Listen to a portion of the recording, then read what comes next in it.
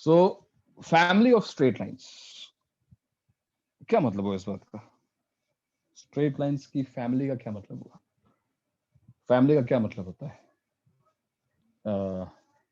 For example Tripathi ji की family, some random Tripathi है आपकी, तो क्या मतलब हुआ त्रिपाठी जी की फैमिली का कि भाई इस फैमिली में बहुत सारे मेंबर्स हो सकते हैं, एक दो इनफाइनाइट, बट क्योंकि ये त्रिपाठी जी की फैमिली है तो सबका सरनेम त्रिपाठी होगा, राइट? तो स्ट्रेट लाइंस भी इनफाइनाइट, स्ट्रेट लाइंस तो डायरेक्शन चेंज कर दो, पॉइंट चेंज कर दो, स्ट्रेट लाइन चेंज हो जाएगी। बट अब when I say family of straight lines, yes, there is a possibility there will be infinite straight lines, but because this is a family of straight lines, they should share a common characteristic. कुछ ना कुछ एक common property होनी चाहिए। For example मैंने कहा, for example family of straight lines, family of straight lines having slope 1, कितनी lines हैं? इनफाइनाइट लाइन्स हैं, इनफाइनाइट लाइन्स हैं। बट ऐसा भी नहीं कि कोई भी लाइन है, उसकी एक प्रॉपर्टी है और वो प्रॉपर्टी है कि उस लाइन का स्लोप 1 है।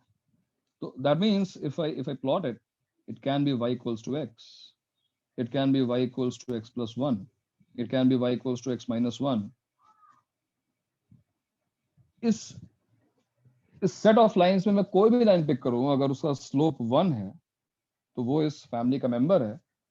ऑन द अदर हैंड अगर ये लाइन में पिक करूंगा तो वो नहीं है उस फैमिली का मेंबर, क्योंकि उसका स्लोप 1 नहीं। तो basically family of straight lines का मतलब ये होता है that a property is given, property को सेटिस्फाई करने वाले इनफाइनाइट मेंबर्स हो सकते हैं, बट वो कोई भी मेंबर नहीं है। I mean not any random straight line, not any random curve. वो प्रॉपर्टी फॉलो करने की वजह से उसमें कुछ ना कुछ तो स्पेशल है। तो फॉर एग्जाम्पल अगर मैं कहूं कि आप मुझे बताओ कि इस फैमिली की इक्वेशन क्या होगी, या इन शॉर्ट किसी भी एक मेंबर को पकड़ा जाए इस फैमिली के, तो उसकी इक्वेशन क्या लिखी जा सकती है? I want to write the equation of a straight line having slope 1। y equal to x plus c. y is equal to x plus c, बिल्कुल सही बात है भाई। मैंने स्लोप इंटरसेप्ट फॉर्म यूज किया क्योंकि उसमें स्लोप यूज होता है। मुझे क्या पता है? मुझे स्लोप पता है। तो तुम देखो यहाँ पे स्पेशल क्या है, that we have equation of the straight line in terms of single variable, one variable. Otherwise जो लाइन की इक्वेशन होती है उसमें दो दो वेरिएबल्स होते हैं, y is equal to mx plus c, m और c दोनों वेरिएबल होते हैं, एक कांस्टेंट हो गया। So this the idea of having infinite straight lines sharing the same property, same characteristic is called family of straight lines. इतनी बात समझ में आई?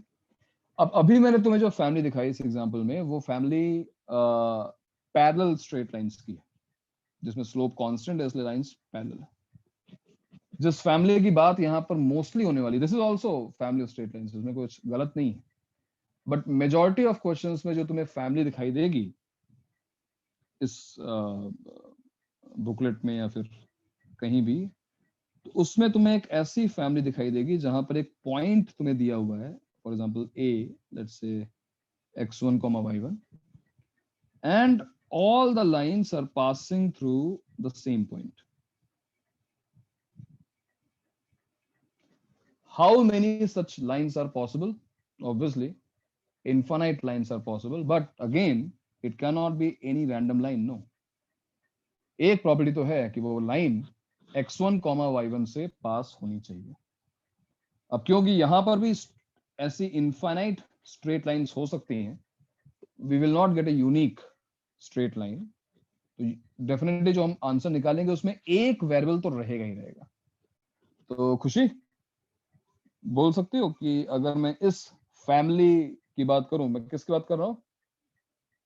Family of straight lines passing through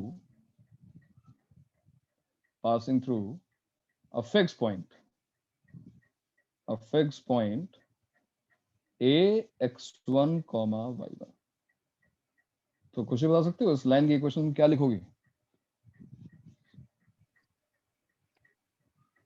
खुशी sir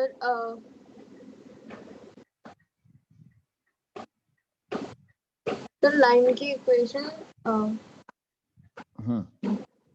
which is passing through x1 y1.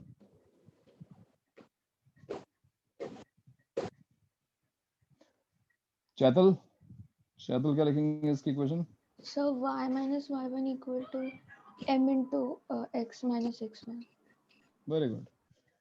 And what is the parameter? What is the variable here in this equation? So m. Perfect. Do you think this equation will represent all straight lines passing through this point? Tarun, मेरा question ये है कि क्या इस equation में वो सारी straight lines हैं जो x1 y1 से पास हो रही हैं? Yes, sir. तरुण फिर सोचो और बताओ, क्या सारी स्ट्रेट लाइंस हैं?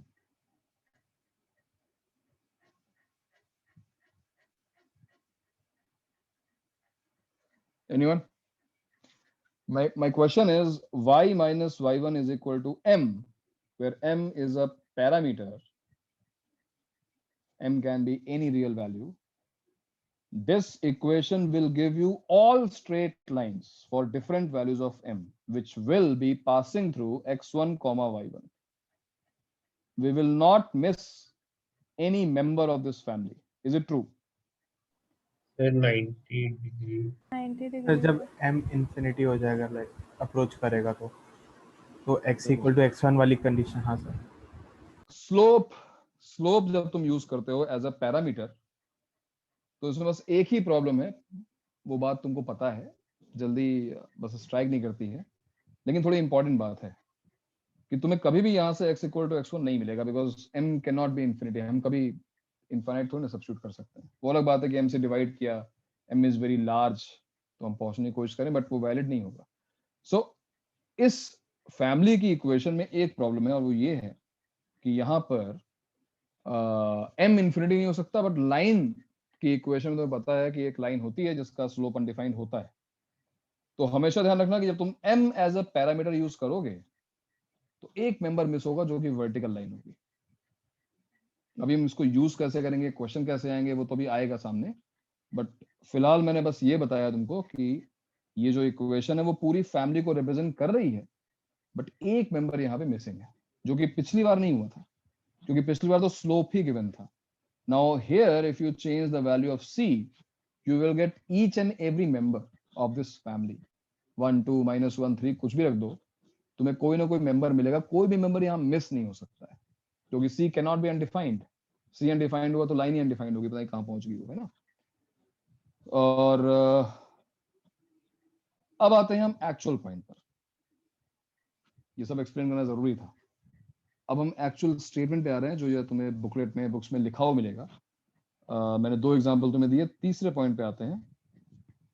Now what is the equation of the family of straight lines, which will pass through the point of intersection of two given straight lines.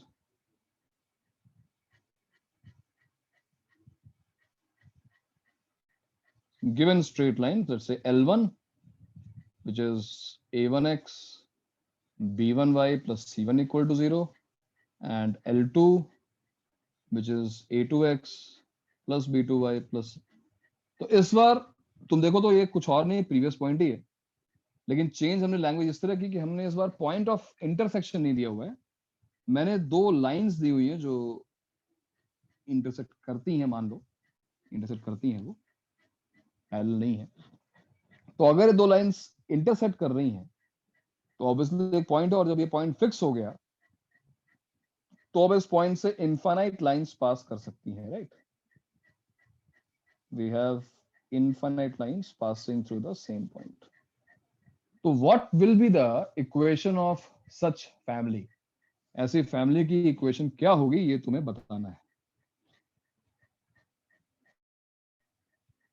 Alright, कौन ट्राई करेगा? तुलिका ट्राई करेगी? Yes, sir. बताओ।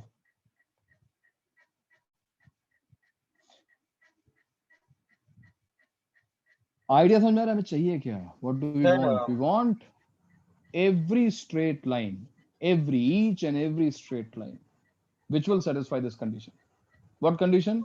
That it is passing through the point of intersection of the two given straight lines.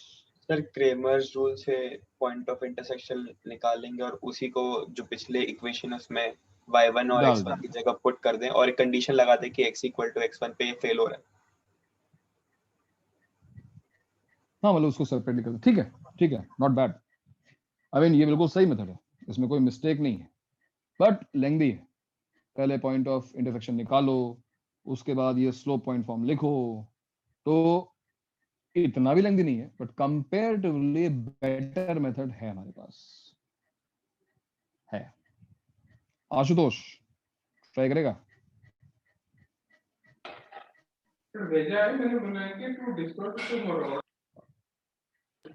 Ashutosh yes sir. Try करेगा? मतलब challenge ये है कि ये सर एक और पॉइंट ऑफ तरीका कर सकते हैं क्या? हाँ, क्या? जो इतनी सारी लाइंस ना लेके एक और लाइन ले लें और फिर 3 कॉन्करेंट लाइंस का जो डेल्टा इक्वल टू 0 है वो लगा के कंडीशन निकाल लें। क्या बात है, बहुत अच्छे। ये भी तुमने बहुत ही अच्छा किया, बट जो कंडीशन निकलेगी ना, मतलब वही डेल्टा सॉल्व करना पड़ेगा, तो वो लगभग तुमने कहा ना क्रेमर्स रूल लगाओ और उसके बाद वो इक्वेशन को लगभग वहीं पहुंच जाओगे। लेकिन इस बार तुम ज्यादा जल्दी पहुंचोगे, इस बार तुम पिछली बार से जल्दी पहुंचोगे। बहुत बढ़िया, इंप्रूवमेंट है। और सोचो, एनीबॉडी? कुछ लोगों ने पढ़ाई होगा, बताओ ना। बट विद रीजन चाहिए, जिसने पढ़ा हुआ है रीजन के साथ। चैलेंज ये है कि ये पॉइंट ना निकालना पड़े। हालांकि चैलेंज अभी उसने जो बताया मेथड, उसमें डेल्टा से उसने निकाल दिया, पॉइंट निकालने की जरूरत नहीं पड़ी उसको, वो भी सही है, बट इससे बेटर मेथड है हमारे पास। और वो मेथड क्या है पार्थ? सोच रहा हूँ। ओके, अच्छा, पॉइंट ऑफ इंटरसेक्शन को निकालने के अलावा कोई other सुविधा नहीं? सर चलो अभी तो जो ये आपने कहा था L3 को हम कुछ भी अज्यूम करके फिर वो कॉन्करेंसी की वो लगाएंगे स्टेटमेंट, है ना, मैंने L3 को अज्यूम कर लिया y equal to mx plus c, और मैंने वो कंडीशन लगा दी, तो क्या होगा, उससे c और m में रिलेशन आ जाएगा। So you will get the equation of straight line in terms of single variable. तो प्रतीक्षा, तुम्हें पता है क्या करना है? नहीं पता है? तो देखो भाई, यहां पर जो होने वाला है, this is the beauty of algebra. अब तो तुमने केवल सारे जो वर्ड्स ऑफ एप्रिसिएशन थे वो ज्योमेट्री के लिए देखे थे, लेकिन अब अलजेब्रा भी बहुत हैंडी चीज है। अलजेब्रा में भी मतलब तुम्हें सरप्राइज मिल सकते हैं, और वो ये यहाँ पे तुम्हें मिलेगा अभी। तो वो जो इक्वेशन जिसकी हम बात कर रहे हैं, वो सिंपली लिखी जा सकती है lambda times L1 plus mu times L2 is equal to 0। अब तुम कहोगे यहाँ पे दो वेरिएबल्स हैं, तो मैं लैम्डा से डिवाइड कर दूं तो म्यू बाय लैम्डा को मैं सिंगल वेरिएबल ले सकता हूं, बट मैंने यहाँ पे दो वेरिएबल्स क्यों लिए हुए हैं मैं भी तुम्हें एक्सप्लेन करूंगा। बट उसके पहले मैं एक्सप्लेन करूंगा कि ये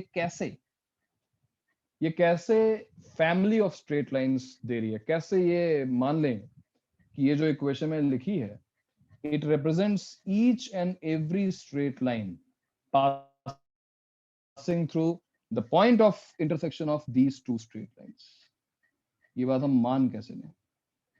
तो पहले आप जरा सोचना शुरू करो कि मैं कैसे प्रूव कर सकता हूं कि ये तो है ही कि वो P से तो पास करेगा ही, लेकिन कैसे सारी ये लाइंस नहीं का नहीं ऐसा नहीं। पार्थ समझाओ सबको कि ये कैसे तुम कह रहे हो कि ये तो है ही कि वो पी से पास करेगा। ये जो L1 जो पॉइंट पे है वो L1 को भी सेटिस्फाई कर रहा है, L2 को भी कर रहा है, तो दोनों पे 0 आएगा। तो ये जो लाइन है वो पार्थ point- कह रहा है कि P satisfies L1 and L2 both because it is तो द पॉइंट ऑफ इंटरसेक्शन। तो अगर मैंने P को यहाँ पे रखा, अगर मैंने P को यहाँ पे रखा L1 L2 में, तो दोनों zero ही जीरो हो आया। जाएंगे। तो ये बात तो कंफर्म्ड है कि मैंने जो भी इक्वेशन लिखी है वो P से पास होती है, P उसको सेटिस्फाई करता है, ठीक है। और बट ये जो इक्वेशन लिखी है वो स्ट्रेट लाइन ही है, ये तुम्हें कैसे पता पार्थ? सर हम दो लीनियर इक्वेशंस को ऐड कर रहे हैं, तो हमको लीनियर इक्वेशन ही मिलेगी। Linear equation every linear equation in two dimensional geometry represents a straight line। तो देखो तुमने कहां से, हमने क्या सोचा, मतलब हमने क्या सोचा, किसी ने सोचा होगा कि भाई दो लाइंस के पॉइंट ऑफ इंटरसेक्शन से पास होने वाली स्ट्रेट लाइन निकालने के लिए हमको उस पॉइंट ऑफ इंटरसेक्शन को निकालने की जरूरत नहीं है भाई। क्यों? Because in algebraic sense we want another linear equation first of all. ये हमको पता है कि कोई भी लाइन ली जाए, कोई भी लाइन हो वो, उसकी इक्वेशन एक लीनियर इक्वेशन ही होगी। तो अगर हम इन दोनों लीनियर इक्वेशंस को ऐड करें तो हमको लीनियर इक्वेशन मिलेगी। लैम्डा और म्यू हमने नए वेरिएबल्स यहाँ पे इंट्रोड्यूस कर दिए हैं, जिनकी वैल्यू चेंज करने से हमको सारे मेंबर्स मिलेंगे।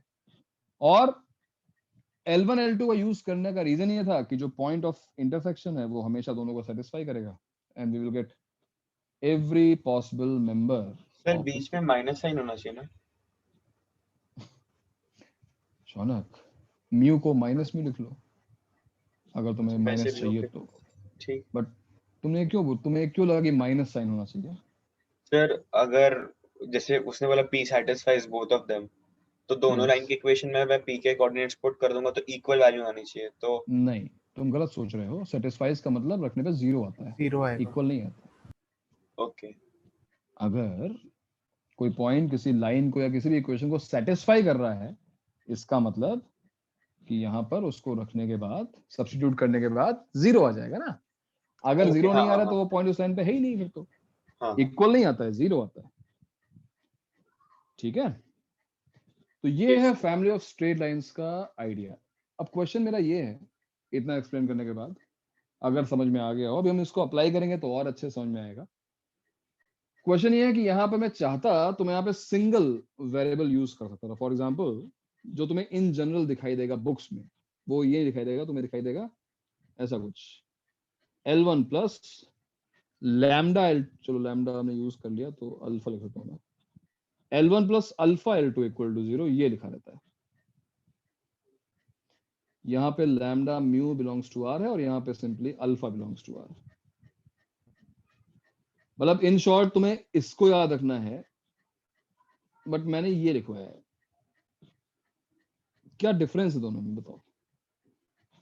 दोनों में क्या कोई डिफरेंस है?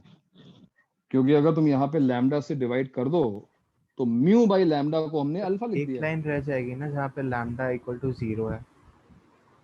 राइट, यहाँ पर वही प्रॉब्लम है जो स्टार्टिंग में आई थी m के साथ। क्या L1 plus alpha L2 equal to 0 सभी मेंबर्स को रिप्रेजेंट कर रहा है which are passing through the point of intersection of L1 L2? क्या सभी मेंबर्स आ रहे हैं? नहीं, यहाँ पे एक मेंबर मिस हो गया है। कौन सा? L2 equal to 0। तुम देखो ना, तुम अल्फा की वैल्यू कुछ भी सब्स्टिट्यूट कर दो, तुम्हें L2 इक्वल टू 0 कभी नहीं मिलेगा। बताओ ना, मिलेगा क्या? क्या अल्फा की वैल्यू, कोई भी वैल्यू सब्स्टिट्यूट करने के बाद तुम्हें L2 इक्वल टू 0 मिलेगा? कभी नहीं, बिकॉज L1 हटेगा ही नहीं, तो L2 कैसे मिलेगा? राइट, तो इस इक्वेशन में बस यही एक प्रॉब्लम है। Other than this L2 equal to 0 missing है, इसके अलावा इस इक्वेशन में कोई दिक्कत नहीं है। तो मोस्टली तुमको यही वाली इक्वेशन यूज करनी है, बट ये बात ध्यान रखना कि उसके साथ साथ एक मिसिंग मेंबर है L2 इक्वल टू 0। अच्छा, व्हेन आई से यूज करनी है, तो it is highly unlikely you are going to use this concept in any question of JEE.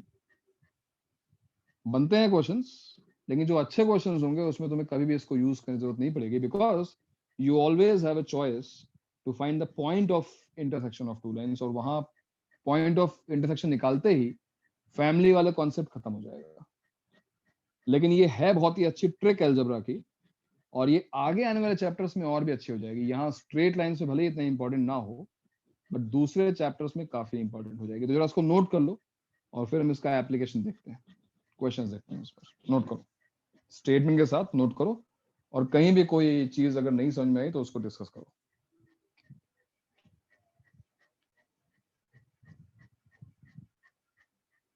Statement एक बार फिर पढ़ लो। Family of straight lines which will pass through the point of intersection of two given straight lines L1 equal to 0 and L2 equal to 0 will be given by lambda L1 plus mu L2 equal to 0 or L1 plus alpha L2 equal to 0, which is better because एक ही variable है यहाँ पर। But इसके साथ साथ एक member extra है, एक मेंबर जो है वो मिसिंग है यहाँ पे, तो उसको अलग से ध्यान रखना। L2 equal to 0, that's it।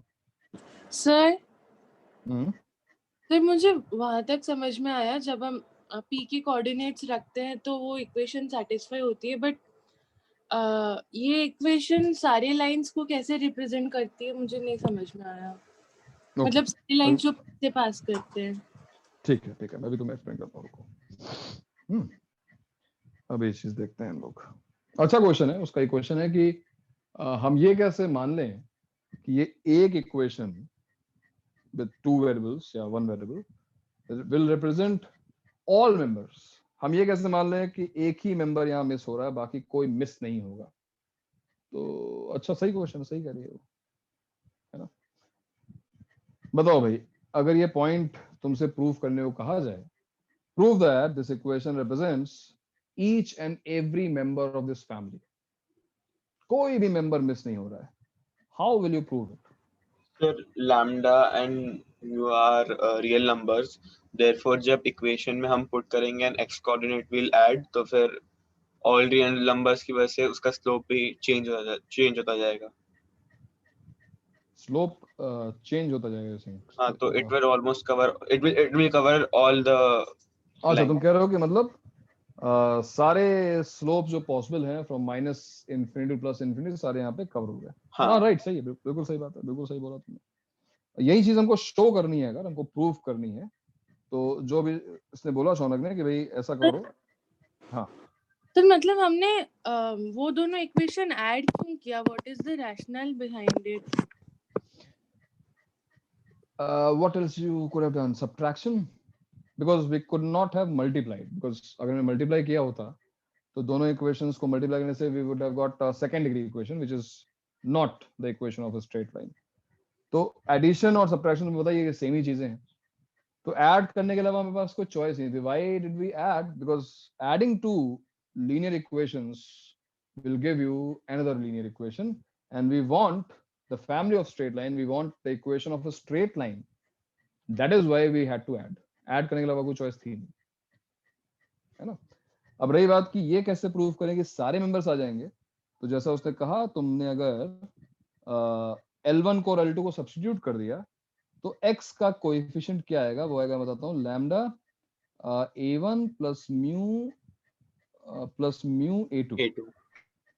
ऐसे अगर तुमने y का कोएफिशिएंट देखा तो y का आएगा lambda B1 plus mu B2 और प्लस जो भी है बचा हुआ। तो यहाँ पर अब मान लो मुझे कोई स्ट्रेट लाइन, जो कोई एक मेंबर है इस फैमिली का, वो चाहिए। फैमिली का मेंबर क्या है, मतलब एक वेरिएबल होगा उसमें। मान लो तुम्हें उसका स्लोप या उस लाइन की इक्वेशन है ax plus by plus c is equal to 0। This is the member of that family and you want this equation to get converted to this equation।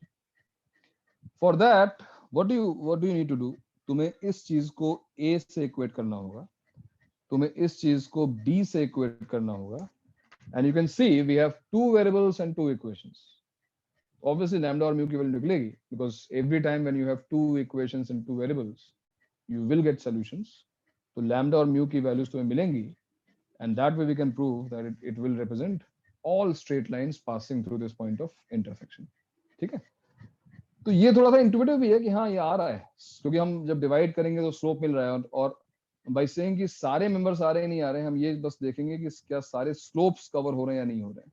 तो ये सारे स्लोप्स कवर होंगे, because यहाँ पे देखो ना, माइनस a बाई बी से lambda और म्यू के डिफरेंट की वैल्यूज की वजह से हम माइनस इन्फिनिटी से प्लस इन्फिनिटी सारी वैल्यूज कवर कर सकते हैं. So all members will be there. ठीक है तोलिका. अब इसका Yes, यूज sir. करना सीखते हैं. हाँ, अब इसका हम यूज करना सीखते हैं. तो देखो बहुत ही बेसिक सा मैं क्वेश्चन दे रहा हूँ, बहुत ही सिली सा बेसिक सा क्वेश्चन है, बट उसका यूज तुम्हें इसमें दिखाई देगा कि find equation of a straight line passing through point of intersection of x plus y is equal to 2 and 3x minus y is equal to 2, and also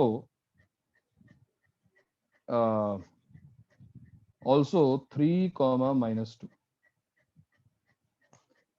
तो तुम्हें एक ऐसी स्ट्रेट लाइन की इक्वेशन निकालनी है जो इन दोनों के पॉइंट ऑफ इंटरसेक्शन से पास होती है और 3 कॉमा माइनस 2 से भी पास होती है. तो क्या ये एक ऐसा क्वेश्चन इसमें हमें को फैमिली की जरूरत है? नहीं, इसमें फैमिली की कोई जरूरत नहीं. हम तो पॉइंट ऑफ इंटरसेक्शन निकाल लेंगे, 2 पॉइंट फॉर्म से आंसर आ जाएगा. बट अगर हम फैमिली से करें तो, और देखते हैं फैमिली से करना कितना आसान है कितना मुश्किल है. तो फैमिली का यूज कैसे कर सकते हैं? ऐसे, let the equation of this family which is passing through the point of intersection of these two lines be x plus y minus 2 plus lambda times 3x minus y minus 2 is equal to 0. ये alpha times है जो भी है. ये मैंने जो assume किया है ये क्या चीज है?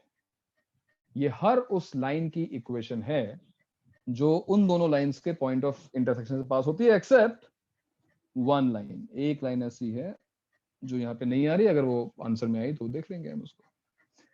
अब आंसर तक पहुंचने में तुम्हारे पास केवल एक वेरिएबल है जो बचा हुआ है, उसकी वैल्यू अगर मिल जाए तो आंसर आ जाएगा, lambda. And to find the value of lambda एक और कंडीशन वहां पे दी जाएगी. हाँ, जैसे यहाँ पे लिखा हुआ है कि 3 कॉमा माइनस 2 से भी वो पास कर रही है, तो 3 comma minus 2 will satisfy, right? 3 comma minus 2 will satisfy. And that's why क्या आएगा 3 कॉमा माइनस 2 डालो यहाँ पर, 3 कॉमा माइनस 2 1 by सब्स्टिट्यूट 9. करो. 1 by 9. Lambda is 1 by 9. So lambda को जैसे तुमने 1 by 9 डाला, लैम्डा को 1 by 9 डाल दो, आंसर आ गया x plus y minus 2 plus 1 by 9 times 3x minus y minus 2 equal to 0, यानी 9x plus 3x 12x, 9y minus y 8y, minus 18 minus 2 minus 20 is equal to 0.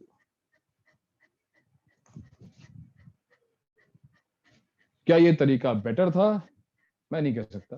Point of intersection भी अच्छा था, 1 1 मैंने ऐसे जानबूझ कर दिया. गंदा होता तो शायद थोड़ा बेटर होता. तो बहुत कोई बड़ा काम नहीं कर लिया. इस क्वेश्चन को देखो तो कंपेयर, दोनों मेथड कंपेरेबल थे. ये भी उतने बड़ा था, वो भी उतने बड़ा था.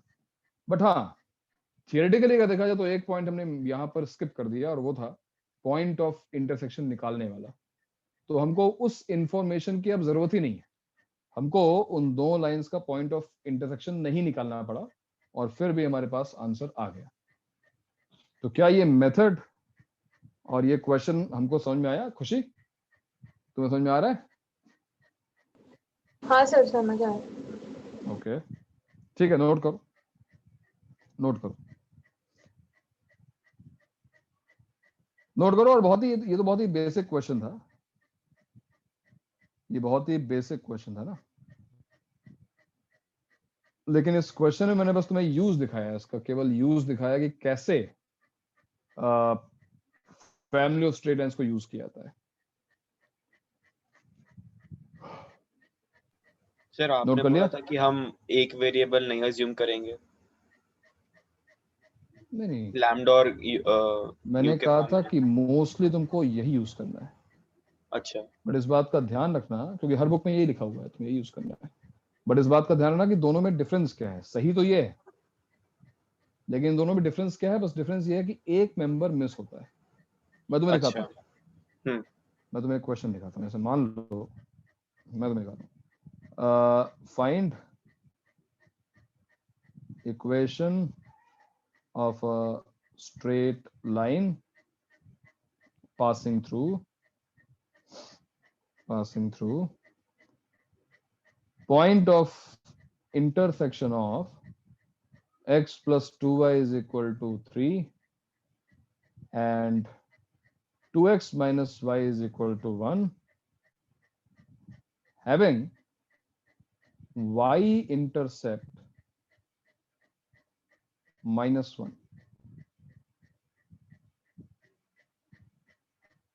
ठीक है, क्वेश्चन मोरलेस पुराना वाला ही है, वही क्वेश्चन है, बट एक बार देखो ध्यान से क्या होने वाला है इसमें। तो अगर मैंने लाइन की इक्वेशन अज्यूम की x plus 2y minus 3 L1 plus lambda times L2 is equal to 0, और लैम्डा की वैल्यू निकालने के लिए इस बार हमको यूज करना है y इंटरसेप्ट। तो y इंटरसेप्ट सर यूज -1 करेंगे होने का तो मतलब लैम्डा निकलेगा ही नहीं। 0, -1 विल सेटिस्फाई, यही तो मतलब होता है कि वो लाइन 0, -1 से पास कर रही है। अब जैसे ही तुम यहाँ पे 0, -1 रखोगे, you will get, see what do you get, 0 minus 5 minus 4 is equal to 0. You are getting a contradiction, and I was talking about this case. अच्छा सर ये पॉइंट मिस भी हो इंस्टेड सकता है, सर ये पॉइंट, मतलब हाँ एक तरीका है मतलब ना मिस करने का ये पॉइंट। सर मैं अगर बताऊं, लैम्डा उधर कर लो। हाँ सर भाई बोल सर, मैं बोल रहा हूँ कि पहले हम दोनों लाइंस में सब्स्टिट्यूट कर देंगे पॉइंट, और फिर अगर किसी एक में 0 आ रहा है तो दूसरे में लैम्डा डाल देंगे। नहीं, ये देखो बहुत इजी लैंग्वेज थी, मैं तो, तुम लोग उसको थोड़ी देर बाद ओरली सॉल्व कर लोगे, हाँ ये तो वही सेकंड लाइन ही लिखी हुई है। बट मेरा क्वेश्चन ये है कि अब एक लेंथी क्वेश्चन आता है जिसका आंसर इन्हीं दोनों मेंबर्स में से कोई एक आंसर है, मान लो ऐसा हो सकता है ना, बट ये जो कंडीशन थी बहुत इजी थी कि हमने सब्स्टिट्यूट किया, चेक कर लिया। ये कंडीशन इतनी इजी ना हो, समझ रहे हो मेरी बात को? तो जी टाइम सर। भी जाएगा, टाइम भी हाँ जाएगा, सर। और तो इन केसेस को लोग बुक्स में, बुकलेट्स में इग्नोर कर देते हैं। तो you go through any book, हर जगह फैमिली ऑफ स्ट्रेट लाइंस का तुम पॉइंट पढ़ोगे तो उसमें L1 प्लस लैम्डा L2 ही लिखा हुआ है। बट अब हमको पता है कि L1 plus lambda L2 use करने में कोई दिक्कत नहीं है, तुम यूज करो। लेकिन इस एग्जांपल से अब इस बात को समझो, why are we getting a contradiction? We are getting a contradiction because for any value of lambda this cannot be our answer.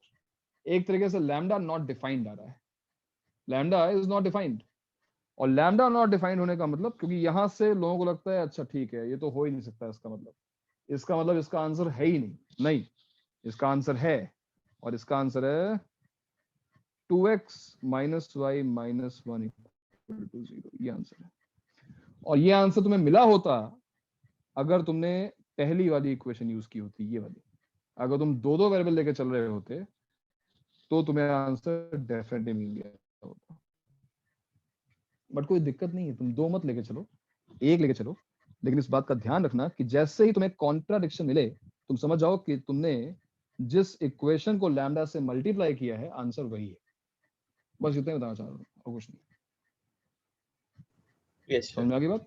तो नोट कर लो भाई, इसको भी नोट कर लो, इस बात को नोट कर लो। In case of contradiction L2 equal to 0 answer.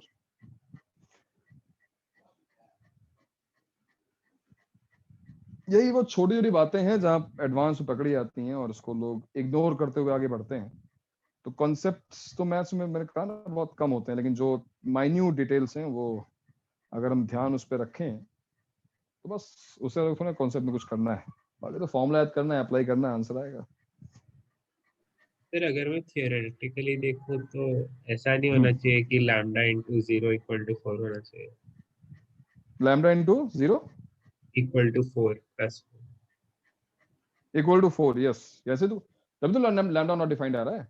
Lambda minus lambda is 4 upon 0 types, कुछ ऐसा आ रहा है सर। तो इंफिनिटी डिफाइंड नहीं, होती है नहीं होती है? डिवाइडिंग बाय 0 इंफिनिटी नहीं होता ना, वो तो नॉट डिफाइंड है ही नहीं, एग्जिस्ट ही नहीं करता ना वो। अच्छा सर ठीक।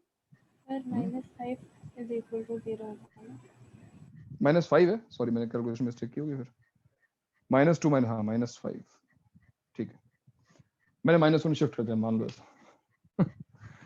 ठीक है, तो ये क्वेश्चन करने के बाद अब आते हैं उन क्वेश्चंस पे जो हो सकता है कि मतलब फैमिली ऑफ स्ट्रेट लाइन पे क्वेश्चन बन भी सकता है, ऐसी बात नहीं है, और वो फैमिली ऑफ स्ट्रेट लाइन से ही सॉल्व करना पड़े, ऐसा भी हो सकता है। जैसे कि मान लो मैं क्वेश्चन दिखाता हूँ, मान लो एक क्वेश्चन आया कि ax plus by plus c is equal to 0 represents a family of straight lines passing through a fixed point alpha comma beta. ठीक है, find alpha plus 2 beta if a, b, c are in arithmetic progression.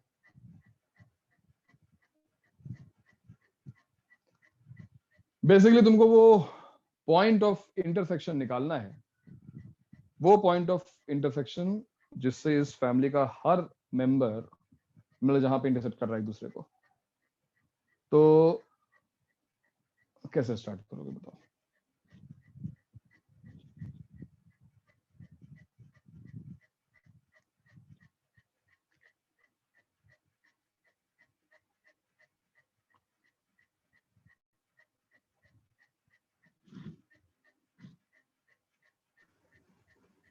Sir ABC को मतलब पहले x और y में alpha और beta डाल देंगे और ABC की जो condition 2b is equal to a plus c वो पुट कर देंगे। 2b equal to a plus c is equal to 2b हमको पता है, ठीक है, क्या करें और इसका हमको फायदा ये क्या भी है? पता है कि अल्फा बीटा वो लाइन को सेटिस्फाई कर रहा है। नहीं वो तो ठीक है, चलो अल्फा बीटा, हाँ ठीक है, एक्स वाई अल्फा बीटा एक ही बात है। और सर तो वही निकालना है ना, अल्फा प्लस 2 बीटा। हाँ तो क्या निकल गया? इन टर्म्स ऑफ ABC। ना ना, कांस्टेंट है भाई। अच्छा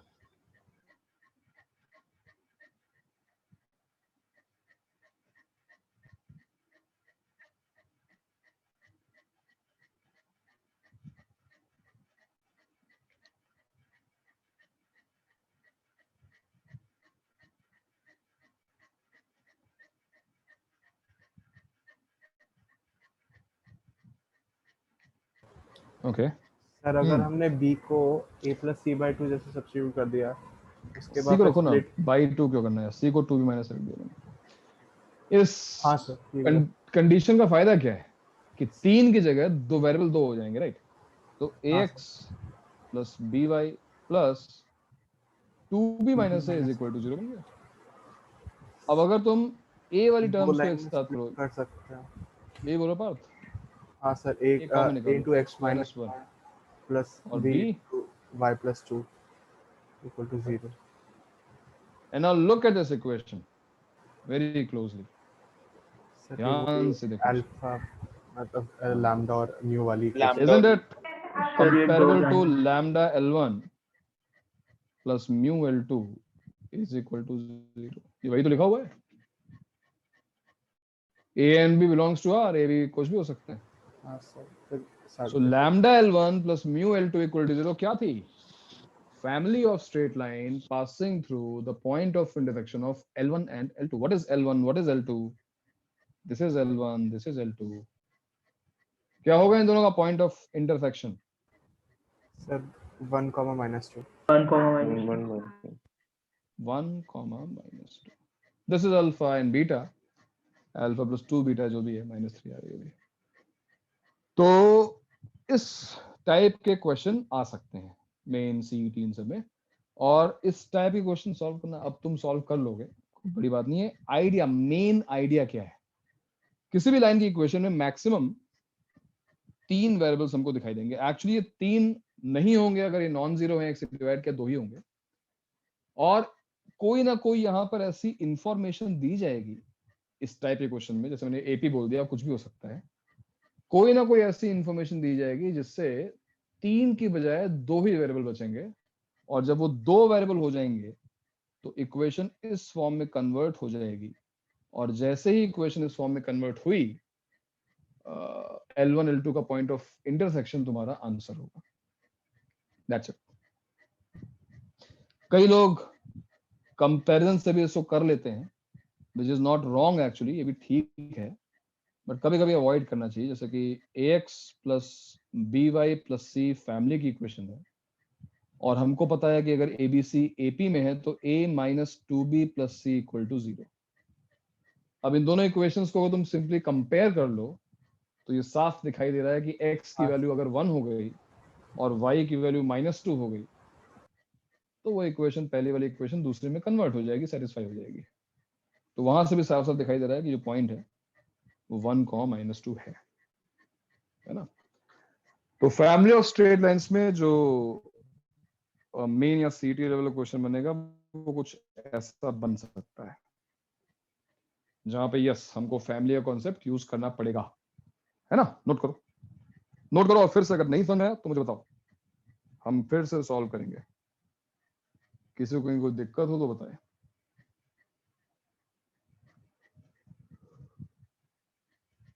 भाई हार्दिक समझा गया? हार्दिक कहाँ गया हार्दिक? अरे हार्दिक टेक्स्ट करता है, हार्दिक बोलता क्यों नहीं है? क्या हो गया? गुड इवनिंग बोल के चुप हो गया, क्या हुआ? नेटवर्क प्रॉब्लम है? Hello sir. हाँ हार्दिक क्या हो गया? अरे हार्दिक तो तुम बात करते तो बड़ी हार्दिक प्रसन्नता होती थी, अब तुम बात ही नहीं करते हो आजकल यार, क्या हो गया तुम्हें? आजकल तुम थोड़े से ग्लूमी लग रहे सर हो। आवाज आ रही है? आवाज आ रही है मेरी? आवाज आ रही है, बिल्कुल आ रही है। तुम्हारी आवाज आ रही है? हाँ सर समझा सर। नहीं समझा तो ठीक है, मैं तो ऐसे ही पूछ रहा हूँ कि मतलब पहले तुम काफी एक्टिव थे, एनर्जी थी थोड़ी सी, वो अभी थोड़ी कम क्यों हो रही है हार्दिक? सर अगर हम सेकंड पॉइंट यूज करेंगे तो भी नहीं घूम सर फिर ऐसा के नहीं यहीं पे है। पहुंचेंगे। अच्छा ठीक है। हाँ क्या बोल रहे हो शिवन? सर अगर हम सेकंड पॉइंट? सेकंड वाला यूज करेंगे y - y1 equal to m into x1, हाँ सर तो भी यहीं पे पहुंचेंगे ना। हाँ बिल्कुल नहीं पहुंचेंगे, बिल्कुल नहीं पहुंचेंगे, सही बात है। ऑलराइट, तो इस एग्जांपल के बाद अब तुम्हें मैं अगर इस सब टॉपिक का एडवांस लेवल क्वेश्चन पूछूं तो ऐसा एडवांस लेवल पे कुछ बनेगा नहीं, बिकॉज पॉइंट बड़ा हल्का फुल्का है। बनता था कभी, ये तब बनता था जब सब्जेक्टिव क्वेश्चन आते थे, जब सोल्यूशन चेक किया जाता था। ऑब्जेक्टिव में नहीं बन पाएगा। क्वेश्चन देखो कुछ ऐसा बन सकता है, ऐसे मान लो क्वेश्चन पूछा जाए लाइक मान लो एक पैरेललोग्राम है, दिस इज अ पैरेललोग्राम, ठीक है। या मान लो चलो पैरेललोग्राम क्या है, एक सिंपली एक क्वाड्रिलेटरल है, there is a quadrilateral, random quadrilateral ना बन जाता है पैरेललोग्राम, कोई रैंडम पैरेललोग्राम क्वाड्रिलेटरल है, और तुम्हें चारों लाइंस की इक्वेशन पता है, चारों साइड्स की इक्वेशन दी हुई है। जैसे मान लो ले लो कुछ भी, इसकी इक्वेशन है x plus Y is equal to 2, इसकी इक्वेशन है मान लो 2x minus Y is equal to 1, इसकी इक्वेशन मान लो x plus 3y is equal to 7, और इसकी इक्वेशन है y minus x, y minus 2x is equal to 5। तो ऐसे कुछ लाइंस और लाइंस की इक्वेशन है तुम्हारे पास। ये y माइनस 2x पैरेलल हो गया, sorry 3y minus 2x, random लिख रहा हूँ मैं ऐसे ही। तुम्हारे पास इस क्वाड्रिलेटरल की चारों साइड्स की इक्वेशन है, और मैं रैंडम लिखा है, बिल्कुल कुछ मैंने सोच के नहीं लिखा है, डेटा जो है वो रैंडम है। अब तुमसे क्वेश्चन पूछा जाए कि बताओ कि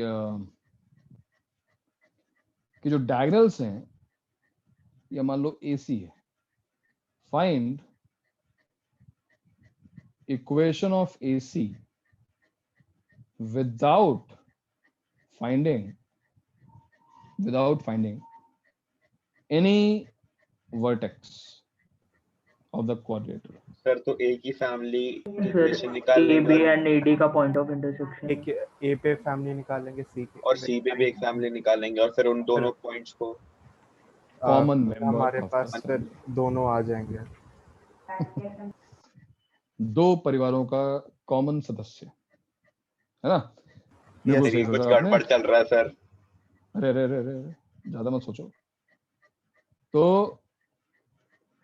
क्या गड़बड़ क्या चल रहा है? सही तो है कि आपने बात की एसी की, तो आप बात कर रहे हैं एक ऐसे मेंबर की जो x plus 3y equal to 7, x plus 3y is equal to 7 और 3y minus 2x is equal to 5 के पॉइंट ऑफ इंटरसेक्शन से पास होने वाली फैमिली का है।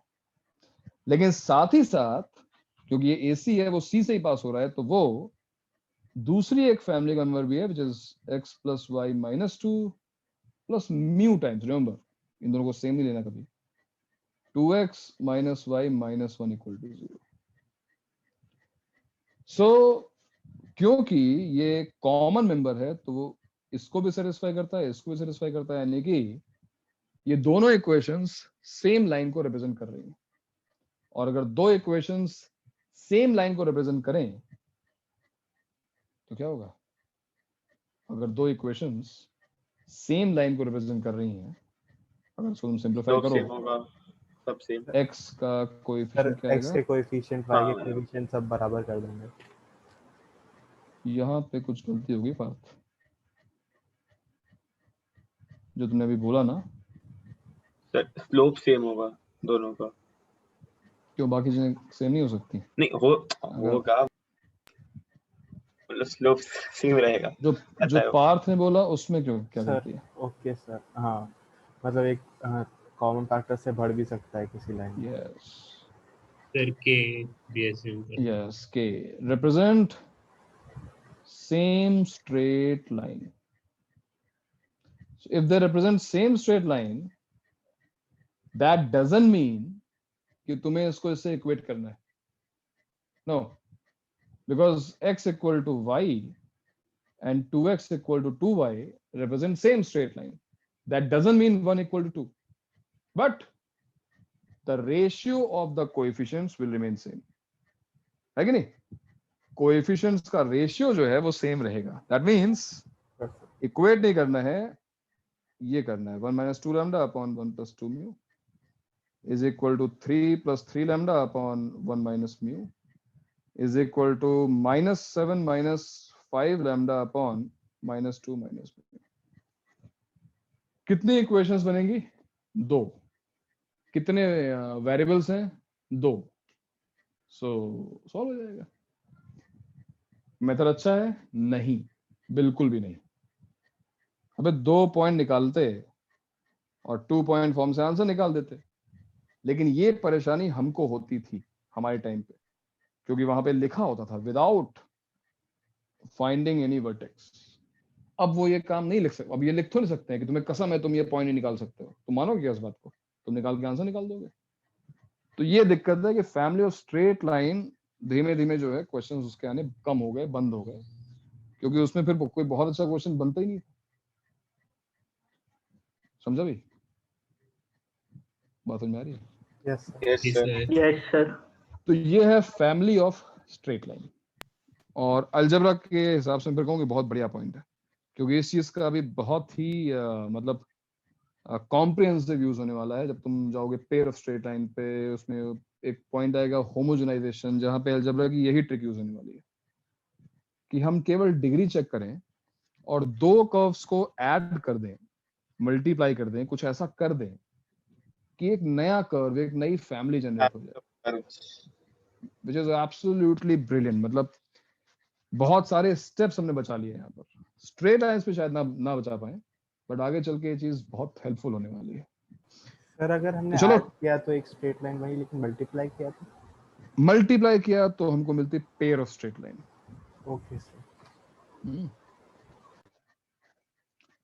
ठीक है भाई, तो आगे बढ़ा जाए। कोई डाउट, कोई दिक्कत इसमें? ये जो मैंने अभी दिखाया तुमको, ये बात समझ में आई कि दोनों इक्वेशंस अगर सेम लाइन को रिप्रेजेंट कर रही हैं तो इक्वेट नहीं करना है कोएफिशिएंट्स को, इंस्टेड रेशियो लेना है। ये बात ध्यान रखना। हाँ ओके, और क्या बताना है मुझे? और बताना था, हाँ एक बार बात कर लेते हैं। एक मिनट, ये पूरा फैमिली का था ना।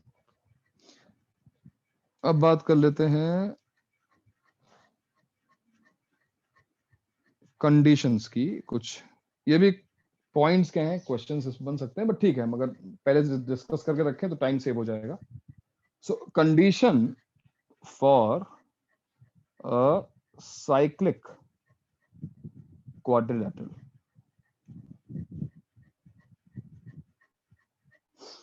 तो मेरा कहना ये है कि अगर मान लो एक क्वाड्रिलेटरल ऐसा दिया हुआ है, 4 लाइन से बना हुआ है, this quadrilateral is a cyclic quadrilateral, ठीक है।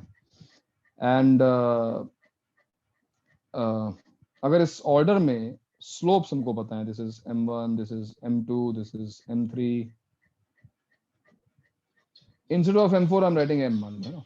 क्वेश्चन कुछ ऐसा आया है, find the slope of this fourth straight line, fourth side of this cyclic quadrilateral. This ABCD is a cyclic quadrilateral. Then find the slope of fourth line. ये तीनों दिए हुए हैं। In short, M1, M2, M3 और M में एक relation निकालना है if ABCD is cyclic.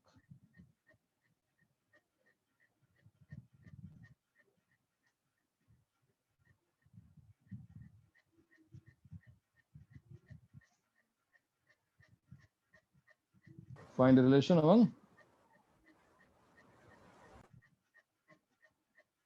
M1, M2, M3 and M. Yes.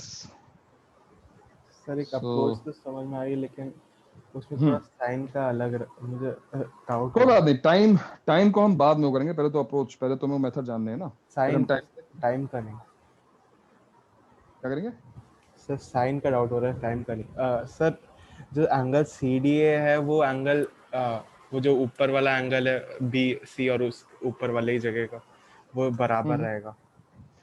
या फिर ये कह लो कि दोनों का सम 180 होगा, ये कहना चाह रहे हो ना। जैसे मान लो नहीं उसका M1 M2 के बीच का जो एक्सटीरियर एंगल अगर इक्वेट कर देंगे तो ज्यादा बेटर रहेगा। बात वही है, बात अलग थोड़ी ना। चलो ठीक है, तो अगर ये साइक्लिक क्वाड्रिलेटरल है तो पार्थ कह रहा है कि ये दोनों एंगल्स इक्वल होंगे। किसी को डाउट इसमें? सही कह रहा है ना वो, तो गलत तो नहीं कह रहा है। अगर ये साइक्लिक क्वाड्रिलेटरल है तो दोनों एंगल्स इक्वल होंगे। अब पार्थ क्या करें बताओ इसके बाद? सर मतलब स्लोप से उन दोनों का थीटा निकाल सकते हैं। जो निकालते हैं तो क्या होगा, tan theta m1 minus m2 upon 1 plus m1 m2। Question ये है कि मॉड लें कि ना लें। वही डाउट था। सही साइन डाउट। मैंने वो टाइम नहीं बोला, मैं साइन बोला था सर कि साइन का अच्छा। तो जो पार्थ कह रहा है वो बात बिल्कुल सही कह रहा है, और ये भी बिल्कुल सही समझ रहा है कि वो फंस कहाँ पे रहा है। ये चीज सही है कि नहीं, मुझे पहले ये सोच के बताओ। सबको ये बात सही लग रही है? किसी को इस चीज में डाउट तो नहीं आ रहा है कि अगर ये साइक्लिक क्वाड्रिलेटरल है तो ये दोनों एंगल्स इक्वल होंगे? भाई ये दोनों एंगल्स इक्वल हैं, परंतु इस तरीके से अगर हमने इसको सॉल्व किया तो हमको पता है, मेरे ख्याल से तुमको भी दिख रहा होगा कि तुमको 2 आंसर्स मिलेंगे, एक नहीं। क्यों 2 आंसर्स मिलेंगे प्रतीक्षा? हम ऐसा क्यों कह रहे हैं? सर एक बार रिपीट करेंगे, आप क्या पूछ रहे हो? लागू का मैं पूछ रहा हूं कि अगर मैंने इस तरीके से क्वेश्चन को अप्रोच किया, सॉल्व किया, तो मुझे m की फोर्थ स्लोप की 2 वैल्यूज मिलेंगी, एक नहीं। ऐसा मैं क्यों बोल रहा हूं कि 2 वैल्यूज मिलेंगी, एक नहीं?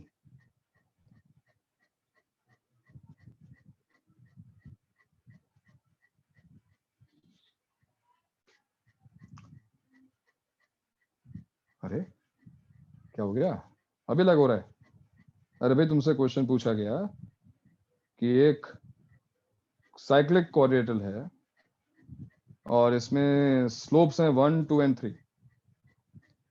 फोर्थ साइड का स्लोप बताओ। This is cyclic. तो क्या करोगे, क्या करोगे? ये एंगल इस वाले एंगल के इक्वल होगा, ये तो बात सबको पता ही है ना। और एंगल कैसे निकालते हैं ये बात तो पता होगी। कैसे निकालते हैं एंगल, कैसे निकालते हैं tan theta? tan theta is mod of 3 mod of m minus 1 upon 1 plus m। तो क्या आ रहा है हमारे सामने भाई, ये जो इक्वेशन सॉल्व हो रही है क्या लिखी है? mod of m minus 1 upon m plus mod 1 लेगा तो आएंगे 1/7।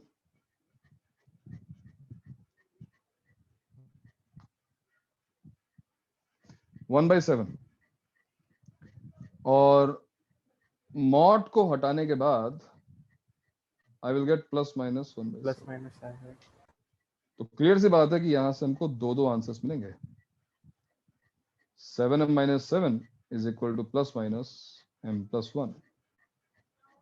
यहां से अगर हम प्लस साइन लेंगे तो m की वैल्यू होगी, क्या होगी? 8/6। चेक करो सही है। और अगर माइनस साइन लेंगे तो क्या आएगा? माइनस साइन लेंगे तो 6/8। क्यों भाई? हाँ सर 6/8। Yes sir. ठीक है। तो अब आप लोगों से हम ये जानना चाहते हैं कि क्या दोनों आंसर सही हैं? क्या इनमें से एक आंसर सही है?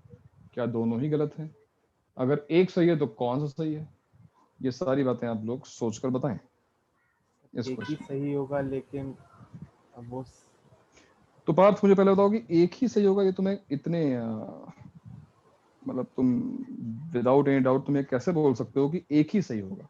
Why there is not a second possibility? ऐसा क्यों नहीं है?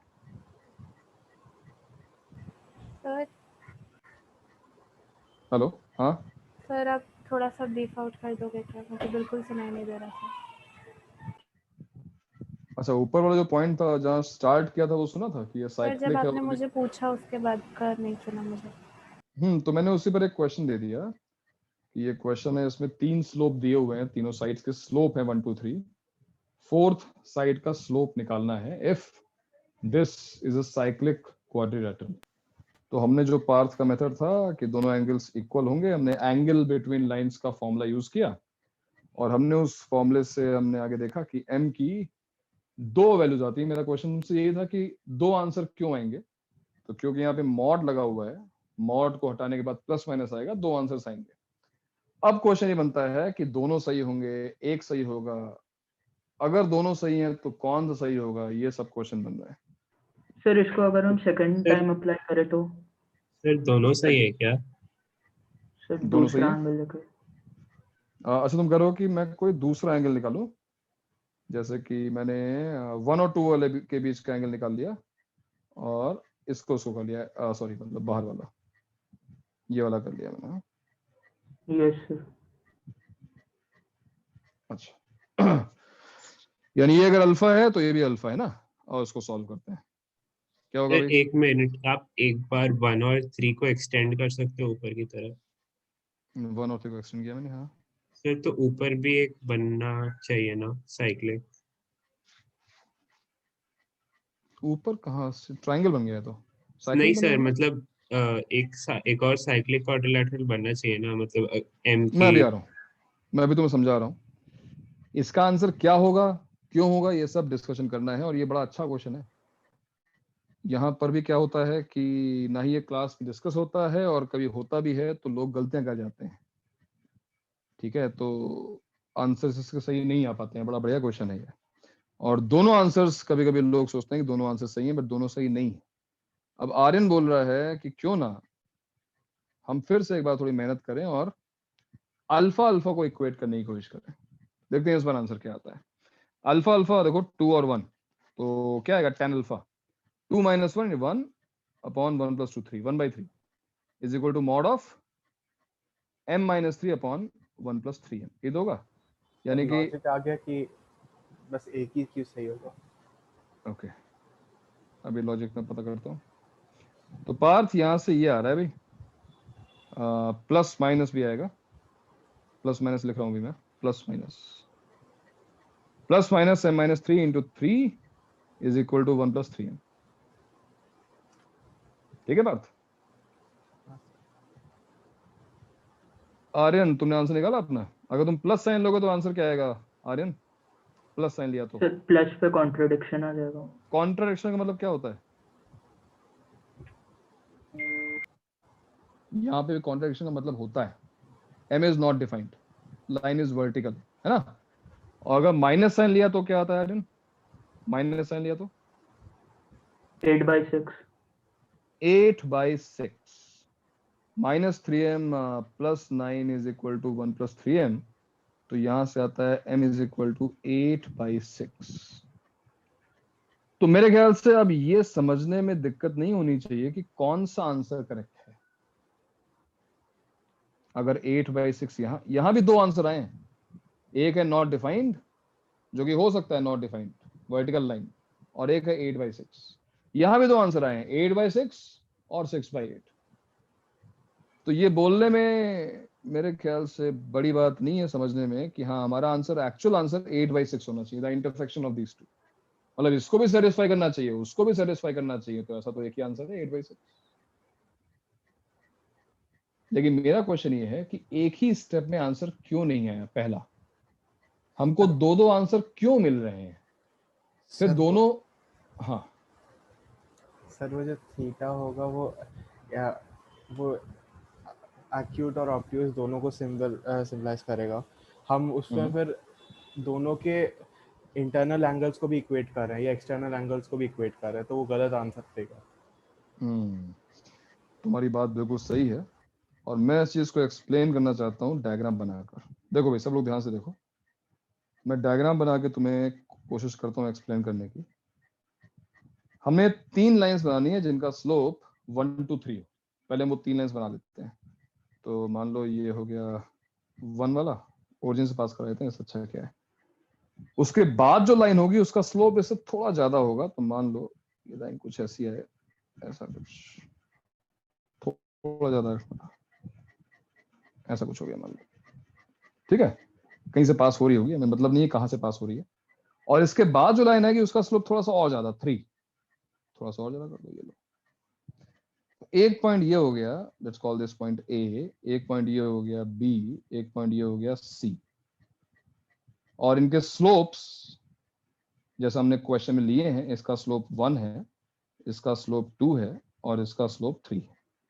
In this order, remember question में मैंने बोला है, डायग्राम बनाया है कि इस तरीके से 1 2 3 m। 1 2 3 जो है वो रैंडम डिस्ट्रीब्यूशन नहीं है कि तुमने 3 इधर कर दिया 1 उधर कर दिया। 1 2 3 एक लाइन से इन तीनों साइड्स के स्लोप है। फोर्थ साइड का स्लोप अब निकालना है, जो चौथी लाइन है। तो अब तुम शिवेन जो कह रहे थे एक्सटेंड करने वाली बात, वो तो खत्म हो गई शिवेन। एक्सटेंड करने वाली बात तो खत्म हो गई ना शिवेन? जी सर। मेरी बात समझ में आई?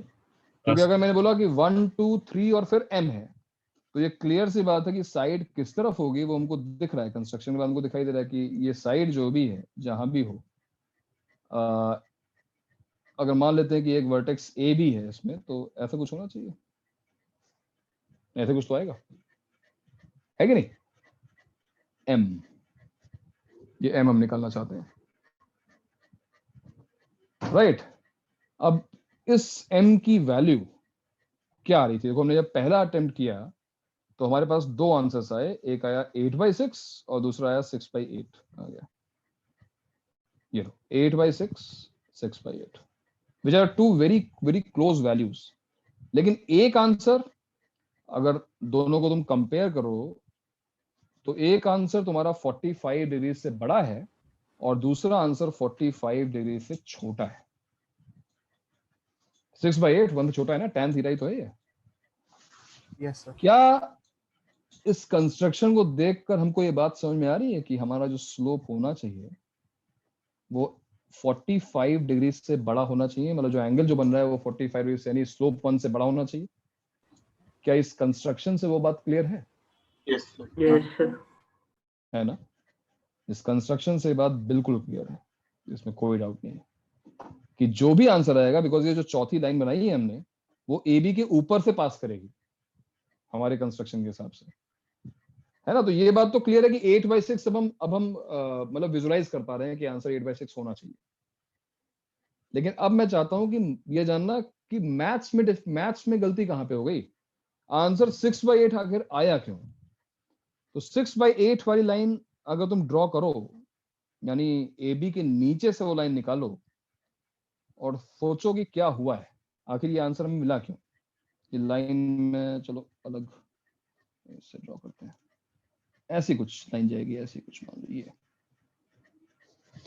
अब ये बड़ी अजीब सी लाइन गई है, नीचे चली गई है। क्वाड्रिलेटरल तो नहीं बोलेंगे इसको, मतलब ठीक है 4 वर्टेक्सेस हैं, क्वाड्रिलेटरल ही है, बट साइक्लिक होता हुआ तो कहीं से भी नहीं दिखाई दे रहा है ABCD। बट स्टिल ये आंसर आया क्यों? ये आंसर आखिर क्यों आया हमारा, क्या रीजन है? सर हम इंटरनल एंगल्स वेट कर रहे हैं। हाँ, क्योंकि तुमने केवल इतना किया था, तुमने 2 और 3 के बीच का एंगल और m और 1 के बीच के एंगल को इक्वेट किया था। तो मैथ्स ने क्या कहा कि भैया ऐसे 2 आंसर हो सकते हैं, क्योंकि देखो यहाँ पे 2 और 3 के बीच का एंगल ये रहा, ये मैं शेड कर रहा हूँ, this is the angle between the line having slopes 2 and 3 and look at this angle, this is also the same angle, इसलिए हमको 6/8 आंसर आ रहा है। इन शॉर्ट, जब तुम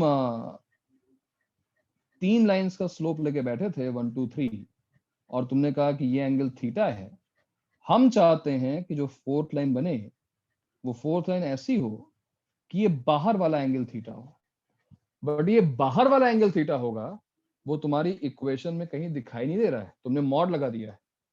तो तुम्हें 2 आंसर्स कौन कौन से मिले हैं? तुम्हें एक आंसर तो सही मिला है ये वाला, और जो तुम्हें दूसरा आंसर मिला है वो तुम्हें ये वाला मिला है। कौन सा? जिसमें ये भी थीटा है और इसका ऑपोजिट एंगल ही थीटा हो गया। तुम्हें ये वाले 2 आंसर्स मिल रहे हैं, जिसमें ऑब्वियसली ये केस डिस्कार्ड होगा और ये वाला केस लेना होगा,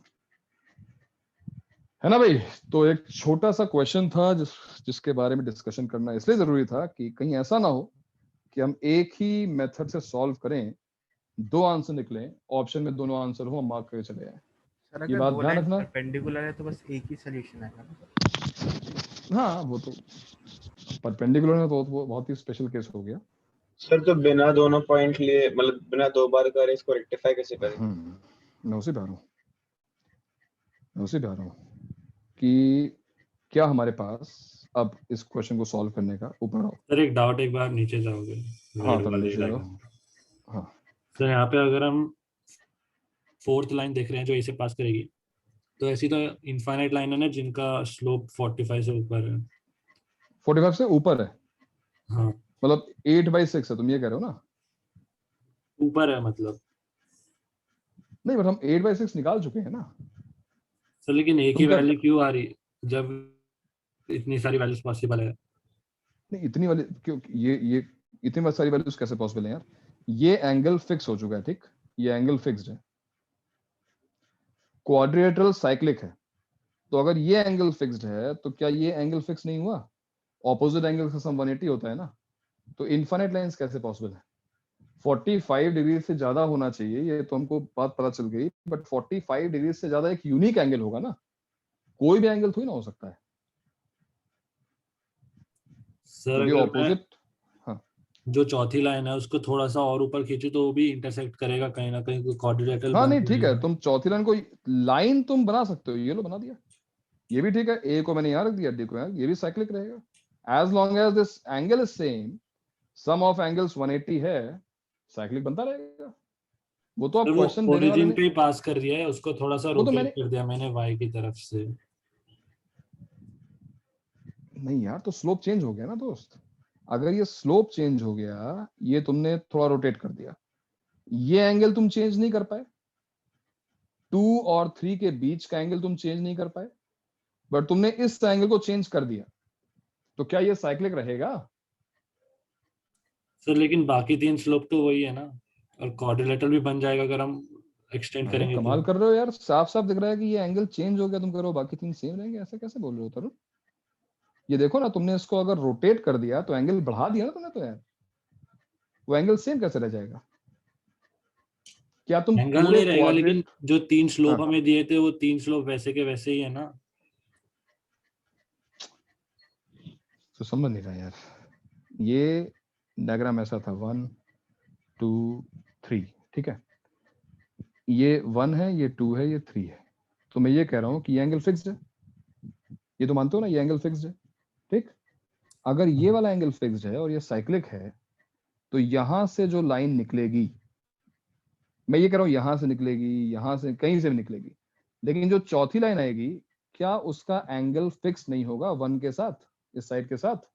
क्या वो एंगल पाई माइनस थीटा नहीं होगा? या हम कोई भी रैंडम लाइन ले सकते हैं, ऐसी ले सकते हैं, ऐसी ले सकते हैं, ऐसी ले सकते हैं, कोई ले सकते हैं, ये एंगल तो फिक्स होगा ना तरुण? हाँ वही तो मैंने किया वहां पर। अब तुम इसको रोटेट कैसे कर सकते हो? अगर तुमने इसको थोड़ा सा भी इधर उधर किया तो ये तो एंगल चेंज हो गया ना। तो अब ये साइक्लिक कहाँ रह गया? यस, 1 2 3 फिक्स्ड है, तो अगर 1 2 3 फिक्स्ड है तो ये लाइन का स्लोप भी फिक्स होना चाहिए ना। फिर इसको तुम रोटेट करोगे तो फिर साइक्लिक बनेगा ही नहीं। तुम कुछ अलग ही कंफ्यूज हो रहे हो। फिर से एक बार ड्रॉ करके देखना, ठीक है? ये लाइन का स्लोप कांस्टेंट रहेगा। हाँ भाई, तो अब सामने हमारे एक और डाउट सर है। जो हाँ। हमने वैल्यू निकाली है सर, उसका बाकी के स्लोप से क्या रिलेशन है? बाकी के स्लोप मतलब? सर जो क्वेश्चन में पूछा है कि रिलेशन फाइंड करना है सारे स्लोप्स में M1 M2, तो फिर सर जो हमने वैल्यू निकाली है 8/6, उसका मतलब बाकी के स्लोप से क्या रिलेशन है? बाकी के स्लोप की वजह से तो ये 8/6 निकला है। सिंस वी हैड 1 2 3, तभी तो ये 8/6 आया। जिस रिलेशन की बात मैं कर रहा हूँ ये भी तो एक रिलेशन ही है। m2 minus m3 upon 1 plus m2 m3 is equal to m minus m1 upon 1 plus m1। ये रिलेशन ही तो हुआ। यहाँ पे ये क्वेश्चन था जहाँ पे डेटा दिया हुआ था 1 2 3 m1 m2 m3, और मैंने तुम्हें काम ये दिया हुआ है कि m1 m2 m3 अगर दिए हैं इस तरीके से, तो find relation among all these variables, कि आगे अब कोई क्वेश्चन पूछा जाए और मुझे वो रिलेशन पता है, तो मैंने m1 m2 m3 को प्लग इन किया, उनकी वैल्यूज डाल दी और m निकल गया। तो यहाँ पे ये क्वेश्चन में डेटा दिया हुआ है, इस क्वेश्चन में डेटा नहीं दिया हुआ है। m1 m2 m3 रिलेट करो m से, क्वेश्चन ये है। हाँ भाई, तो अब बात ये आ गई है कि हमको वो मॉड वाला रिलेशन नहीं चाहिए। हमको ये रिलेशन तो नहीं चाहिए, क्योंकि इस रिलेशन से प्रॉब्लम क्या हो रही है कि 2 आंसर्स आ रहे हैं जिसमें से एक को डिस्कार्ड करना पड़ रहा है, जिसका डिस्कार्ड करने का तरीका भी आर्यन ने बता दिया कि दूसरे एंगल को भी इक्वेट कर दो तो आ जाएगा आंसर, इंटरसेक्शन ले लो, जो कॉमन आंसर वो आंसर हो जाएगा। बट स्टिल हम एफर्ट सेव करना चाहते हैं। यहाँ पर हम चाहते हैं कि एक ही बार में अपना आंसर आ जाए। इन शॉर्ट, इस मॉड को किसी तरीके से रिमूव कर दिया जाए, ऐसा कुछ हो जाए तो मजा आ जाए। मॉड ना लगाना पड़े, तब मजा आएगा, है कि नहीं?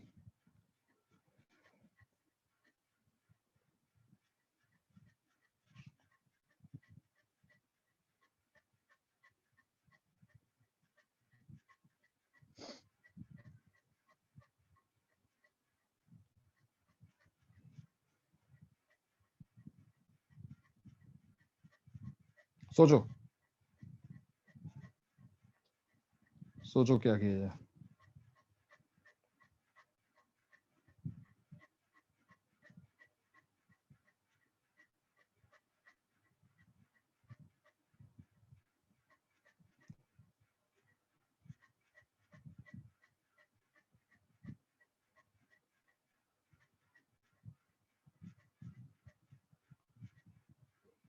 ये तुम्हारे लिए हिंट है। ये देखो, मैंने बिना मॉड लगाए 8/6 निकाल दिया है इस क्वेश्चन में। तो ये आपके लिए एक हिंट है। I took m and 2 and then 1 and 3. चलो बता देता हूँ, तुम इसको प्रूव करो, तुम इसको प्रूव करने की कोशिश करो.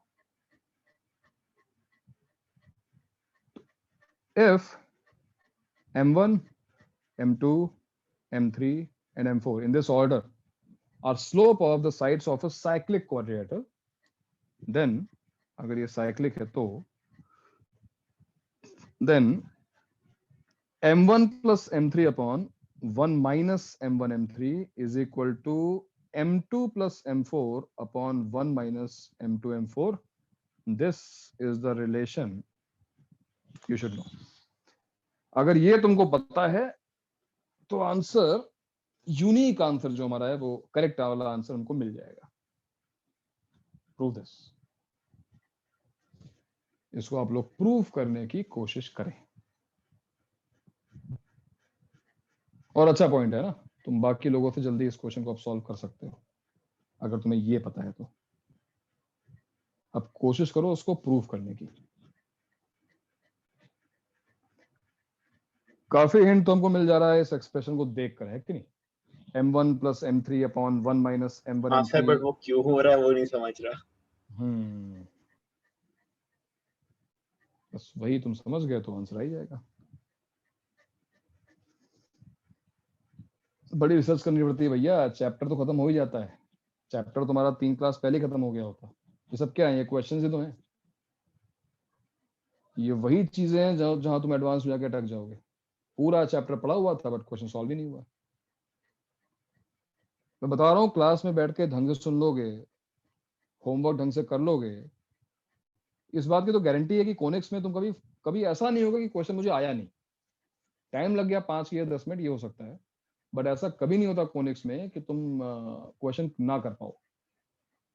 रिलेटिवली इजी है कॉन्सेप्ट उसका, जो जितना जेई में पूछा जाता है वो. अदरवाइज क्वेश्चन बहुत अच्छे बन जाते हैं, बट जेई में अगर जो तुम देखो कंटेंट है कोऑर्डिनेट ज्योमेट्री का, वो लिमिटेड है. और वो ऐसा है कि हाँ, प्रॉब्लम यहाँ पे है कि क्वेश्चन सॉल्व करने में बहुत टाइम लग रहा है, लेकिन प्रॉब्लम ये कभी नहीं है कि क्वेश्चन सॉल्व ही नहीं हो रहा, मुझे समझ नहीं आ रहा मुझे करना क्या है. ये कभी नहीं होता है. तो ढंग से पढ़ लो, बड़ा स्कोरिंग है. और रही टाइम सेव करने के बाद, तो ये सारी ट्रिक्स तो हम डिस्कस कर ही रहे हैं. तो बताओ, तुम्हें प्रूफ करने को कहा गया, तुम इसको प्रूफ कैसे करोगे?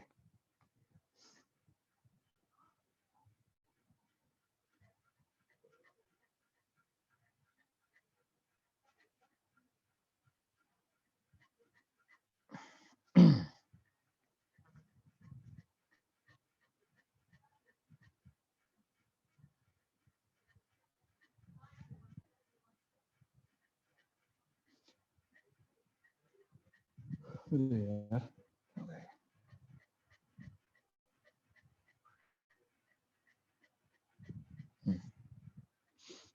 मैंने तुम्हें एलन की एक्सरसाइज भी थी या पूरी बुकलेट भेजी थी भाई? केवल एक्सरसाइज थी क्या वो?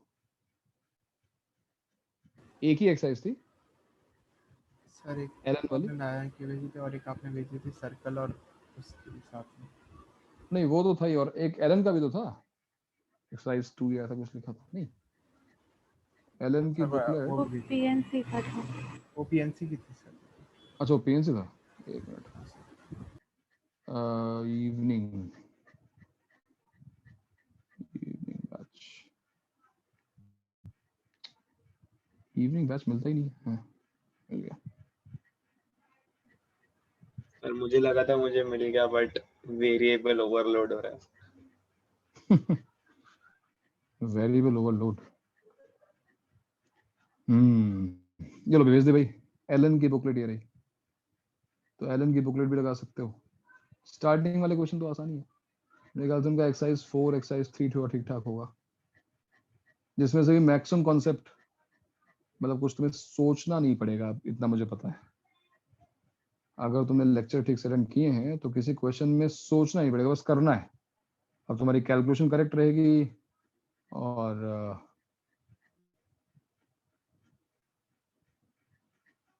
मतलब आंसर निकालने में दिक्कत नहीं होगी, आंसर आ जाएंगे. सर बेसिकली MC के परपेंडिकुलर कोई लाइन और M1 के बीच का एंगल, वैसा कुछ है क्या? हाँ, मतलब ये tan A+ B जैसा है. है ना, परपेंडिकुलर तुमने लिया π/2 माइनस ए, हाँ ठीक है, वो भी ठीक है, वो भी फिर सोच ये सकते बोल हो। सकते हैं theta between m3 and m1 is equal to no no tan no no, theta, it tan theta it is no no no no no no no, उनके बीच का नहीं है वो, ये बीच का एंगल नहीं है, ये स्लोप का tan a प्लस बी का फॉर्मूला है, a माइनस बी का नहीं है। ध्यान से एक्सरसाइज 5 कुछ ठीक नहीं है, एक्सरसाइज 4 में बुकलेट इन लोगों की कोई खास होती नहीं है यार, प्रॉब्लम यही है। बालाजी ठीक है, बालाजी ठीक है, फिर भी लगा डालो, हाँ बुकलेट लगा डालना, एवरेज क्वेश्चन तो मिल ही जाएंगे और उसके बाद ही अच्छे बालाजी क्वेश्चन में जाओगे ना। मैंने देखा कि बहुत सारे चैप्टर्स के बहुत कम सवाल है और कुछ हाँ नंबर ऑफ क्वेश्चंस कम है, सर लेकिन घुमा घुमा के चैप्टर में उन्होंने इतने ज्यादा कर दिए, लेकिन सर्कल और एलिप्स चैप्टर में उनके बेरली 20 सवाल है। ठीक है। कोई तो सर सबसे स्ट्रैटेजी पहले है। कौन सी बुकलेट करनी है? सबसे पहले तुम या तो एलन जो मैंने आज पोस्ट किया वो कर लो, या फिर अपनी एल कर लो, इन दोनों को लेकिन कर लो, ठीक है। उसके बाद वो असाइनमेंट है या बालाजी को ये कर लो, इतना बहुत, मतलब इन दोनों बुकलेट्स में से कोई एक बुकलेट कर डालो, और बालाजी या वो जो मैंने असाइनमेंट भेजा है वो 70-80 क्वेश्चन वाला वो कर डालो, इतना काफी है।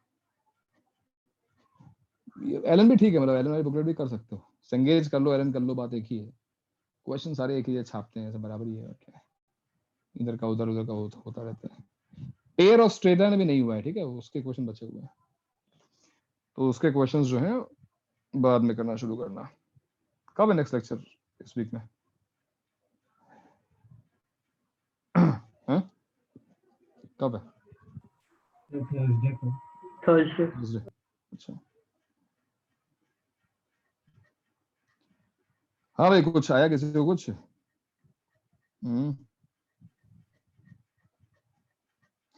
और तरुण तुझे समझ में आया कि तू क्या गलत कहाँ सोच रहा था? सर मैं सिर्फ क्वाड्रिलेटरल के बारे में बता रहा था, साइक्लिक नहीं था।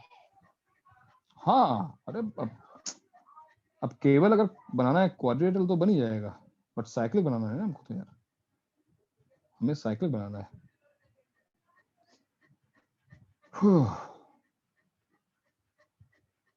ये पीछे मैं क्यों एक्सटेंड कर रहा हूं तो मैं भी बताता हूँ, पीछे एक्सटेंड करने का रीजन क्या है वो भी एक्सप्लेन करता हूँ, बट फिलहाल जो प्रूव करना है उस एक्सप्रेशन को देखकर समझो। जैसे मान लो जो m1 एंगल बना रहा है वो एंगल a बना रहा है, इट इज नॉट, चलो a कंफ्यूज करता हुआ अगर, चलो एक बार वैसा ही मैंने बना लिया, ये m वाला है, अब m4 लिखा मैंने, m4 लिखो, चलो m4। तो ये जो एक्सप्रेशन है, अगर मान लेते हैं कि ये जो एंगल x एक्सिस से बना रहा है वो अल्फा 1 है, सेकेंड लाइन जो एंगल बना रही है वो अल्फा 2 है, थर्ड लाइन जो एंगल बना रही है वो अल्फा 3 है, फोर्थ लाइन जो एंगल बना रही है वो अल्फा 4 है। तो लेफ्ट हैंड साइड में क्या लिखा हुआ है? tan अल्फा 1, हाँ tan alpha 1 plus tan alpha 3 upon 1 minus tan alpha 1 tan alpha 3, मतलब tan अल्फा 1 प्लस अल्फा 3, और यहां लिखा हुआ है tan अल्फा 2 प्लस अल्फा 4, ये अल्फा 4 है, अल्फा 4। तो बेसिकली तुम्हें ये प्रूव करना है, अगर तुम ये प्रूव कर लेते हो तो काम हो गया ना। क्या प्रूव करना है? कि tan of alpha 1 plus alpha 3 is equal to tan of alpha 2 plus alpha 4। ये कैसे प्रूव हो रहा है?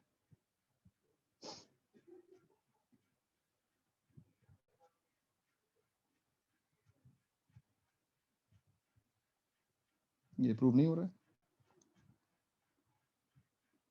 ये जो मैंने एंगल शेड किया, ये एंगल कितना है Parth? Sir alpha 2 minus alpha 1, alpha 2 minus alpha 1। ये जो मैं एंगल शेड कर रहा हूँ ये कितना है Parth? Sir alpha 3 minus alpha 4, alpha 3 minus alpha 4। ये दोनों इक्वल है कि नहीं?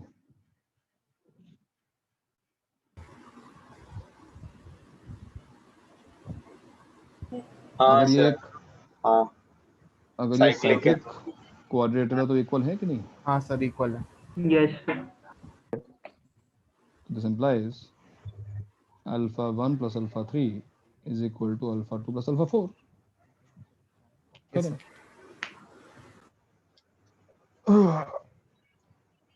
चलो ठीक है। तो भैया एक अच्छा रिलेशन है, उसको ध्यान रखना।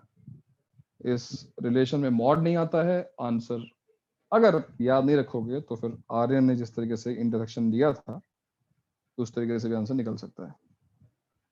ठीक है, अब ये चैप्टर में मतलब ट्रिक्स, अच्छे क्वेश्चंस लगभग सारे कवर हो चुके हैं। एलन में मैं देख रहा हूँ एक्सरसाइज 4 जो है उसमें सब्जेक्टिव क्वेश्चन जो लास्ट में दिए हैं वो ठीक ठाक लग रहे हैं। 5 का नहीं बोल सकते, 4B, एक्सरसाइज 4B जो है वो कुछ ठीक ठाक दिखाई दे रही है। तो एक्सरसाइज जिन लोगों का बेसिक हो गया वो एक्सरसाइज 4B से स्टार्ट कर सकते हैं। जैसे कि इसमें क्वेश्चन दिखाई दे रहा है कि इस क्वेश्चन में क्या है, ट्राइंगल दिया हुआ है ABC, और जो ABC के कोऑर्डिनेट्स हैं वो हैं x1 tan theta 1, x2 tan theta 2 और x3 tan theta 3। ठीक है, क्वेश्चन ये है कि if circum centre of the triangle is at the origin, O is at origin, ठीक है, and ortho center is x bar y bar,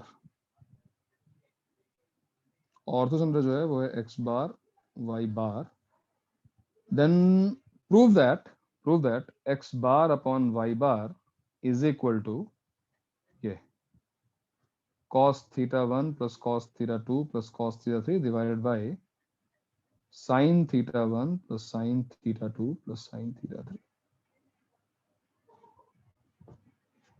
तो ये है क्वेश्चन। कैसे करना है इसको? What happens when, ये क्वेश्चन तो मैंने एग्जाम में भी दिया था ना सर, ऑर्थो सेंटर के कोऑर्डिनेट्स उसके x और y का इंडिविजुअली ऐड करके हो जाएंगे। यानी x बार जो है वो है x1 plus x2 plus x3 और y बार जो है वो है x1 tan theta 1 x2 tan theta 2 plus x3 tan theta 3। Perfect. लेकिन इन दोनों का ratio in terms of theta 1 theta 2 theta 3 चाहिए। हम जब इसको डिवाइड करेंगे तो x1 x2 x3 एलिमिनेट तो नहीं होने वाले। ये क्वेश्चन अभी तक सॉल्व क्यों नहीं हुआ, इसका रीजन क्या हो सकता है? हमने कोई तो ऐसी इंफॉर्मेशन है जो यूज नहीं की है अभी तक।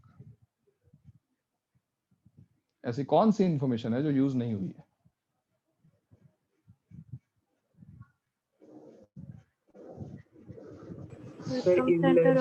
Circum centre at origin.